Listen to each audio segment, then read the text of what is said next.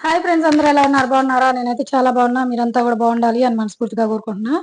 నేనైతే మొన్నటి వీడియోలో చెప్పాను కదండి, మా చిన్నాడు పడుచు పెళ్లికి అయితే వచ్చానని చెప్పేసి. అక్కడైతే ఫుడ్ అయితే తీసానన్నమాట. వీడియోస్ ఏం వెరైటీస్ పెట్టారనేది చూడండి. పప్పు, దొండకాయ ఫ్రై, ఇదేదో కర్రీ చేశారు. ఇది వచ్చేసి జీరా రైస్ అండి. మనం బగారా రైస్ చేస్తాం కానీ వీళ్ళు జీరా రైస్, రైతా.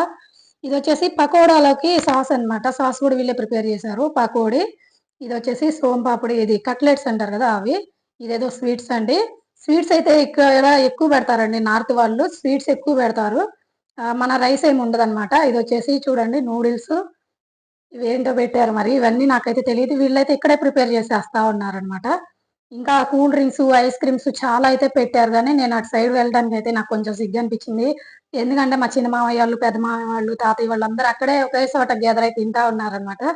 సో, నాకైతే అక్కడికెళ్ళాలంటే కొంచెం భయమేసింది. చూసారా? పాపడ్సు, సలాడు అన్నీ ఏ టు జెడ్ పెట్టారండి. కూల్ డ్రింక్స్‌తో సహా మొత్తం అయితే పెట్టారు ఫ్రెండ్స్. మా అమ్మాయి చూడండి ఎలా తింటాందో.